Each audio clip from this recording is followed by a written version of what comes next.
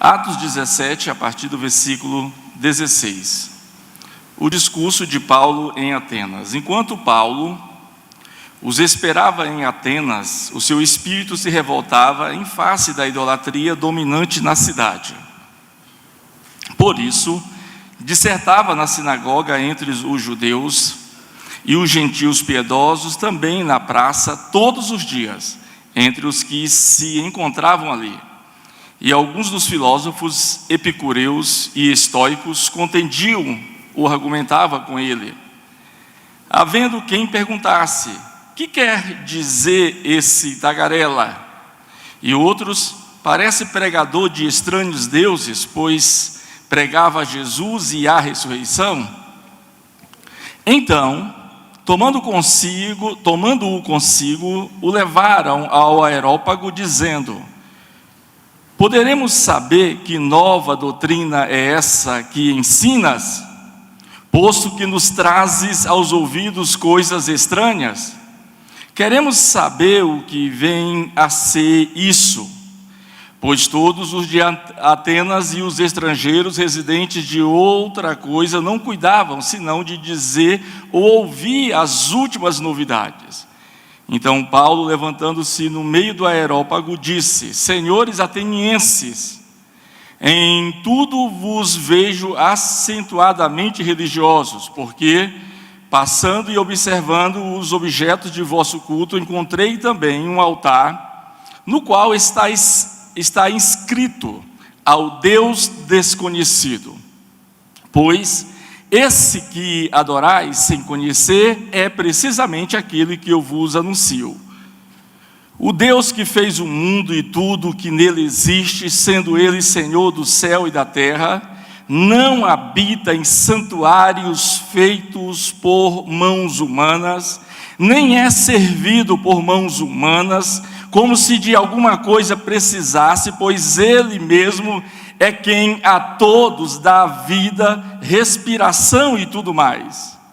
De uma só vez fez toda a raça humana para habitar sobre a terra, havendo fixado os tempos previamente estabelecidos e os limites da sua habitação, para buscarem a Deus, se porventura tateando os que possam achar, bem que não está longe de cada um de vós, pois nele vivemos e nos movemos e existimos, como alguns dos vossos poetas têm dito, porque dele também somos geração. Sendo, pois, geração de Deus, não devemos pensar que a divindade é semelhante ao ouro, à prata ou à pedra, trabalhados pela arte e imaginação do homem. Ora, não levou Deus em conta os tempos da ignorância, agora, porém, notifica aos homens que todos, em toda parte, se arrependam. Porquanto estabeleceu um dia em que há de julgar o mundo com justiça, por meio de um varão que destinou e acreditou diante de todos, ressuscitando-o dentre os mortos. A Bíblia, ela é um livro de narrativas, é um livro de histórias. E isso é muito fascinante. Quem não gosta de narrativas ou de histórias, dificilmente vai gostar de ler a Bíblia. Além de narrativas e de história, a Bíblia, ela contém um conteúdo normativo. Em outras palavras, conteúdo instrutivo que nós chamamos de regras, sobretudo de ética, tanto ética judaica quanto ética cristã. É só você observar, os 10 mandamentos é um conteúdo ético. Todo o conteúdo proferido, declarado, afirmado pelos profetas, tratava-se de um conteúdo ético, principalmente aquela ética teísta que fala do relacionamento entre o homem e Deus. E também a ética social, que fala do nosso ou dos nossos relacionamentos. O profeta, ele instiga e ele apresenta todos os oráculos, todas as denúncias de Deus contra juízes, magistrados, príncipes. Príncipes naquela época eram os representantes do povo. Contra reis, até também contra o povo. Hoje é muito fácil a gente inquirir, ou instigar, ou às vezes até criticar os menores, né? quero ver os corajosos que criticam os que estão lá em cima. Geralmente, quando chegamos lá em cima, nós nos tornamos especialistas em irrelevância, né? Com todo um conteúdo, quem sabe, apenas de bajulação em relação àqueles que fazem parte das elites sociais. Então, o Antigo Testamento é um livro normativo também. O Novo Testamento também tem todo um conteúdo ético, o próprio Senhor Jesus, em Mateus capítulo 5, 6 e 7, no chamado Sermão da Montanha, quer seja também Mateus 5, nas bem-aventuranças, o Senhor Jesus ele está dando instruções. O apóstolo Paulo também tem um conjunto de conteúdo ético. A cada carta ele está instruindo, ele está admoestando, está falando da verdadeira vida virtuosa e também das nossas dificuldades de relacionamento. Então a Bíblia, além de narrativas, de história, de conteúdo ético, a Bíblia também ela é apologética, ou seja, a Bíblia propõe uma defesa da nossa fé. Você já teve a oportunidade de defender a sua fé? Ou você já foi instigado, inquirido a não fazer uma outra coisa que não fosse defender a sua fé? Seja no ambiente acadêmico, seja no ambiente empresarial ou popular, aqui, ali, nós somos desafiados. Eu já participei, acho que de uns 80 debates na Rádio Paz, aqui em Goiás, e alguns na TV, e eu lembro de um que foi no programa do Paulo Berengues, que tinha a presidente do Centro de Educação Espírita, que estava defendendo a imortalidade, e eu estava defendendo a ressurreição. E foi um debate muito importante, e eu percebi, naquela época já, isso tem muitos anos, uns 10 anos, a necessidade da gente defender a fé cristã. Paulo disse que nós temos que mostrar a razão da nossa fé. Paulo não falou para a gente mostrar a emoção da nossa fé, porque parece que a gente corre o risco de se tornar o povo do sentir, e não do saber. E isso é um problema. E aí a Bíblia, quando fala de defender a fé, ela tem todo um conjunto de discursos. Você olha no Antigo Testamento, tem pelo menos 5 discursos de Moisés, defendendo a fé monoteísta, a fé no Deus de Israel. Samuel tem os seus discursos, o próprio profeta Elias tem um discurso defendendo o Deus de Israel contra os profetas de Acera e de Baal. A gente tem no Novo Testamento Jesus Cristo também proferindo, além de Mateus capítulo 5, 6 e 7, Mateus capítulo 15, Mateus capítulo 23, nós temos os 2 discursos mais duros de Jesus. Eu não sei se tão duro quanto aquele de domingo anterior da pastora Cássia, mas duros, né? Duros, né? Eu até lhe falei que eu senti saudade da época que eu era pregador, né? Pregador que tinha coragem, sangue nos olhos, né? Eu senti saudade. Mas aí a gente vai ficando um pouco frouxo em relação à exposição e à defesa da fé.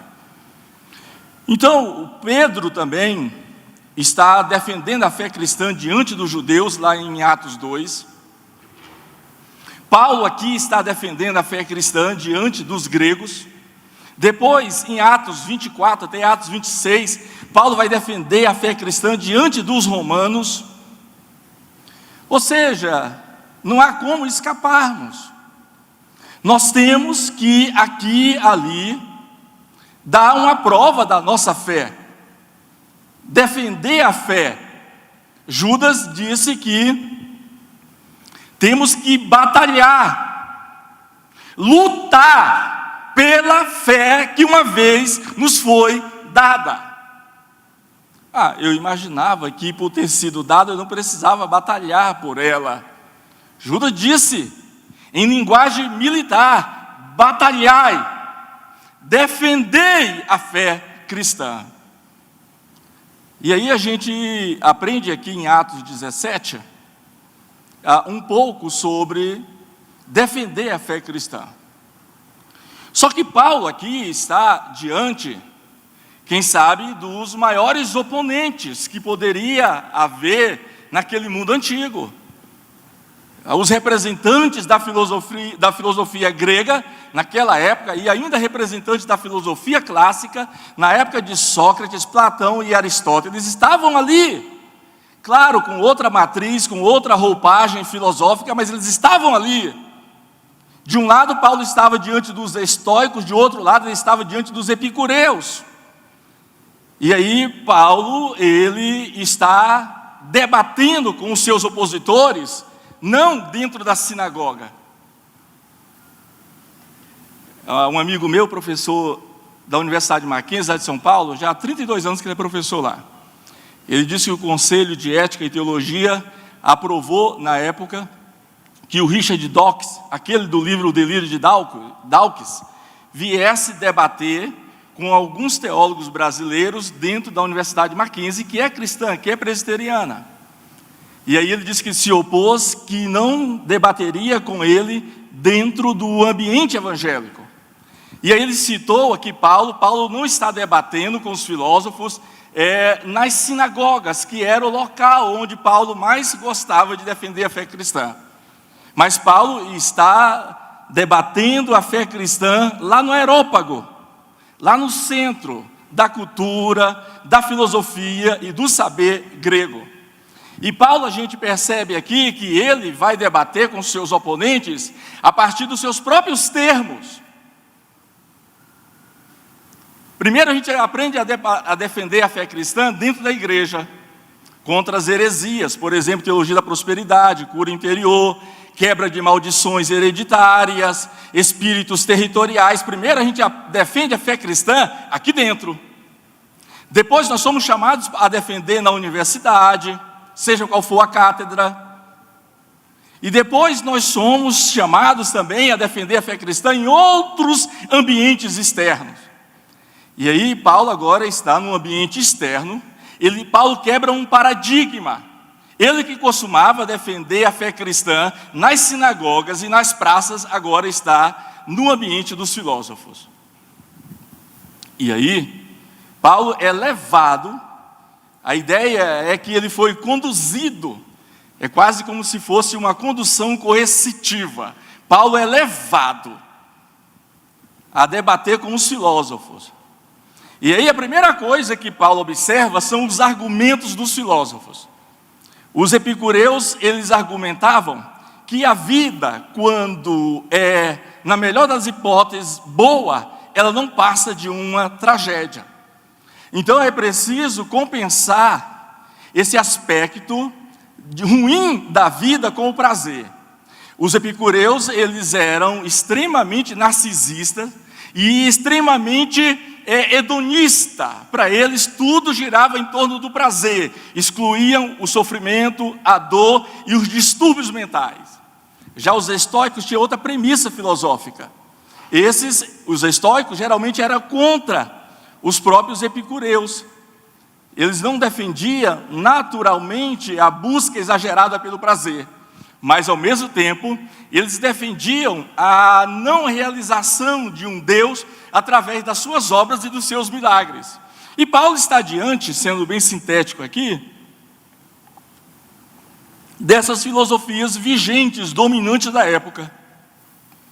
E aí o texto que nós lemos diz que enquanto Paulo esperava em Atenas, o seu espírito se voltava contra a idolatria.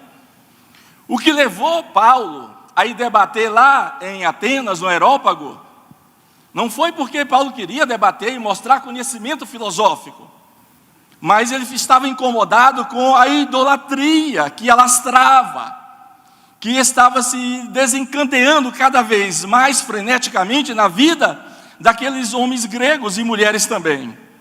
Então, Paulo, aqui nesse versículo 16, ele está revoltado contra a idolatria. Esse revoltado aqui não é igual da TV do Canal 4, né? Eu me revolto, eu coloco-o contra a parede, eu determino. Esse revolta aqui é um revoltar inteligente. Não é esse revoltar besterol, idiota do Canal 4, não. Paulo de fato está incomodado com a idolatria, porque a idolatria suplanta a santidade de Deus. A idolatria, de tão ruim que é, tão perversa, nociva, é considerada como feitiçaria, como rebeldia. Há um tripé: idolatria, rebeldia e feitiçaria. Paulo está incomodado com aquele contexto. E aí diz: por isso dissertava na sinagoga, versículo 17, entre judeus e gentios. Agora o cenário é outro, entre os gregos. E aqui versículo 18, e alguns dos filósofos epicureus e estoicos disputavam ou contendiam, argumentavam com ele. E aí o apóstolo Paulo,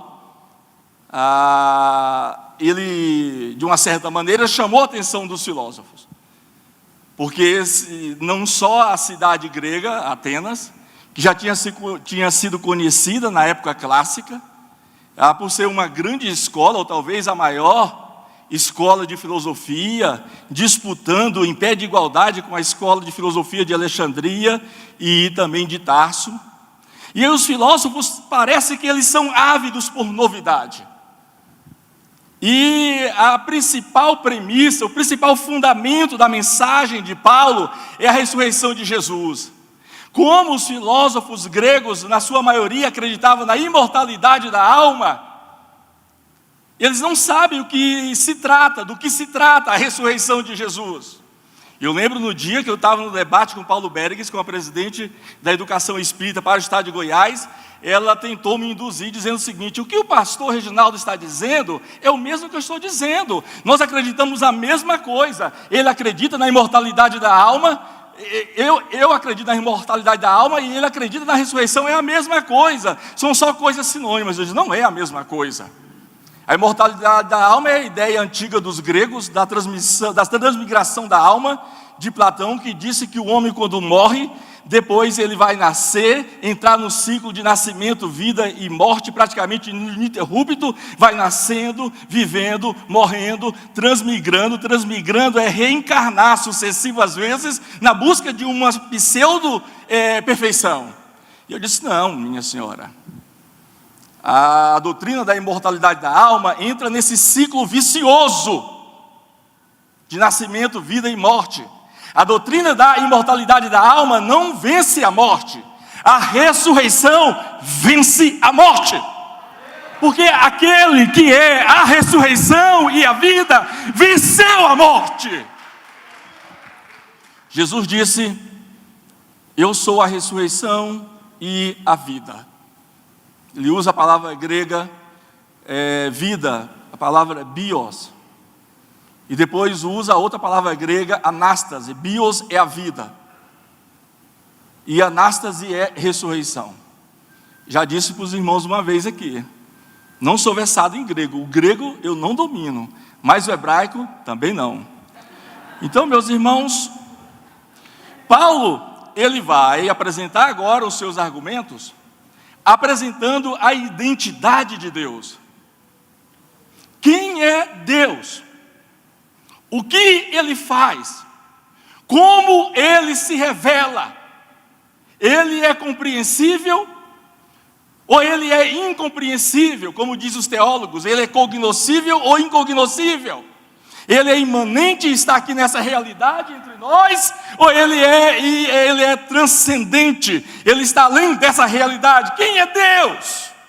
Essa é a proposta de Paulo. E aí Paulo vai dizer o seguinte: eu passei e vi um elemento no culto de vocês chamado ao Deus desconhecido.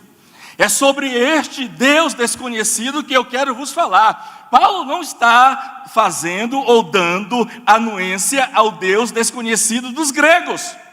Pelo contrário, ele está falando que o nosso Deus, para os gregos, é desconhecido. Essa é a tese, a premissa de Paulo. E aí o apóstolo Paulo vai apresentar Deus.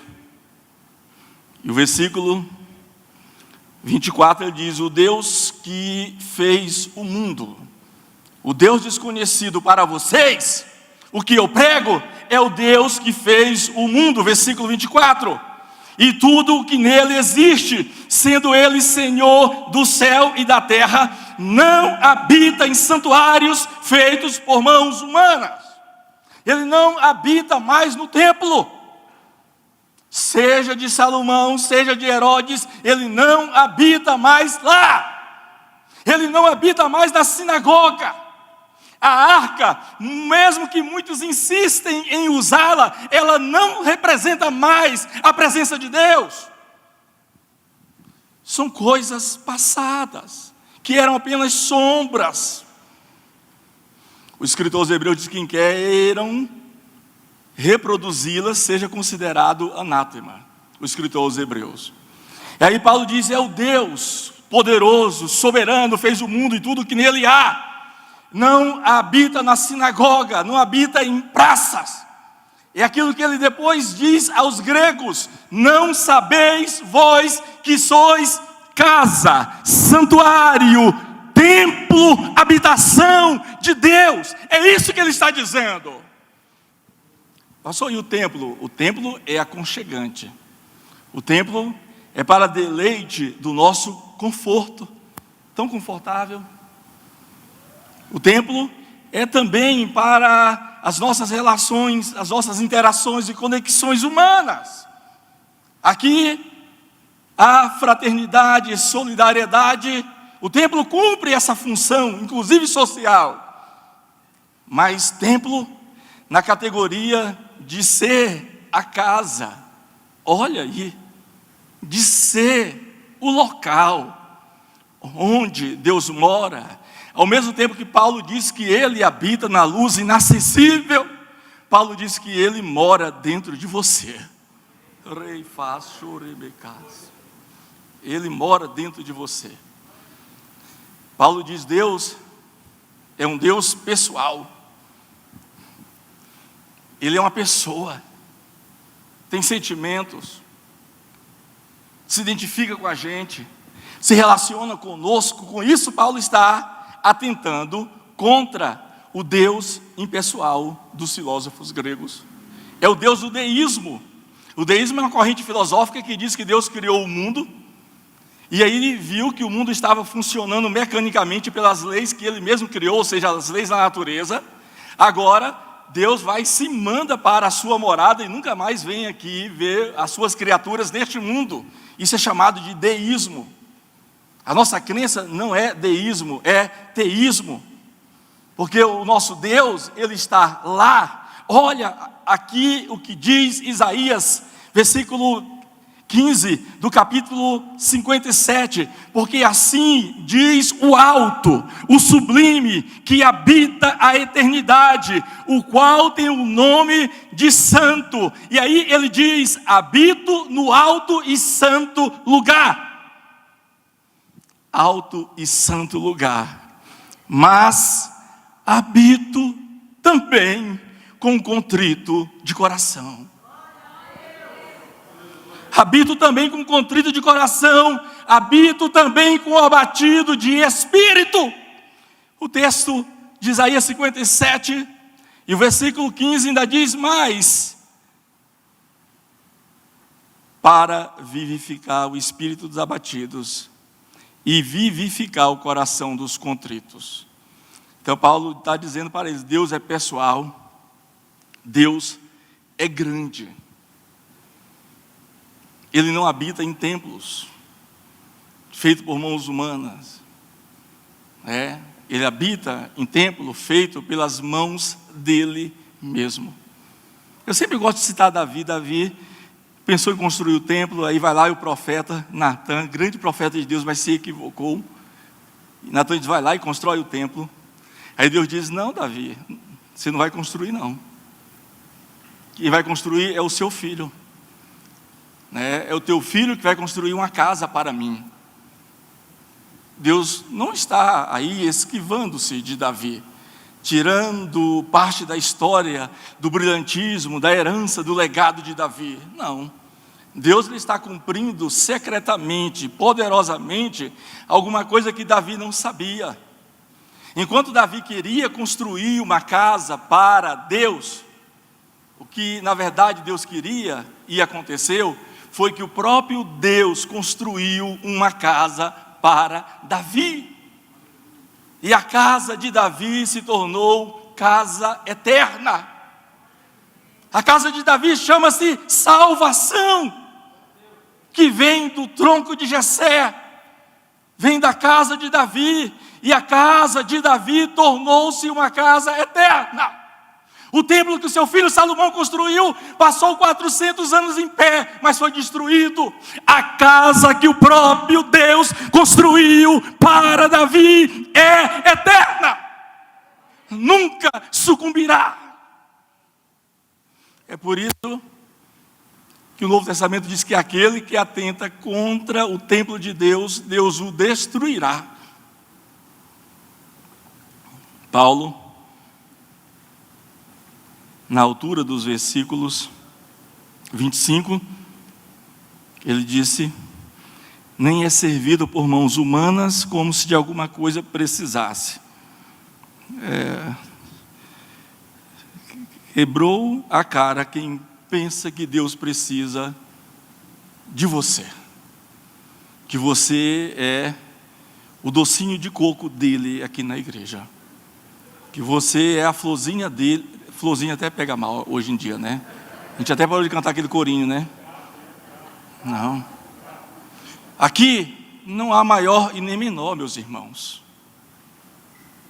Aqui todos somos iguais diante dele. Ele disse isso em Gálatas 4. Em Deus não há homem, não há mulher, não há livre, não há escravo. Todos somos um. E aqui o versículo, Paulo diz o seguinte: não é servido por mãos humanas como se de alguma coisa precisasse, pois ele mesmo é quem a todos dá vida, respiração e tudo mais. Ou seja, etc, etc, etc. De uma só vez fez toda a raça humana para habitar sobre a face da terra, havendo fixado os tempos prevenientes estabelecidos e os limites da habitação. Daniel disse que ele estabelece reis e remove reis. Ele muda o tempo e as estações. Não pense que a Covid-19 o pegou de surpresa. Quem pensa que a Covid-19 pegou Deus de surpresa é os mesmos que às vezes diz: olha, vou te surpreender, ó Deus. Isso é mero emocionalismo dos mais baratos que existe. Como é que nós, meramente mortais, meramente finitos, meramente limitados, vamos surpreender aquele que está além da infinitude? Vamos surpreender aquele que está além da imortalidade? E aí o versículo diz o seguinte agora: para buscarem a Deus, 27, se porventura tateando o possam achar, bem que não está longe de cada um de nós. Versículo 28 é onde eu encerro. Pois nele, aqui está o pressuposto final do argumento de Paulo. Pois nele, ou seja, nele, em Deus nós vivemos. Então, toda a vida que nós temos é uma vida secundária. Não, pastor, mas eu sou dono do meu nariz, sou dono da minha vida. A Covid revelou que não é bem assim. Em agosto eu passei 2 semanas com a Covid, quase 10 dias de febre, teimoso como eu sou, não quis internar. Perdi 6,5 kg. Tive um pequeno, mas tive um percentual de comprometimento do meu pulmão. E nos dias finais eu estava já me desesperando.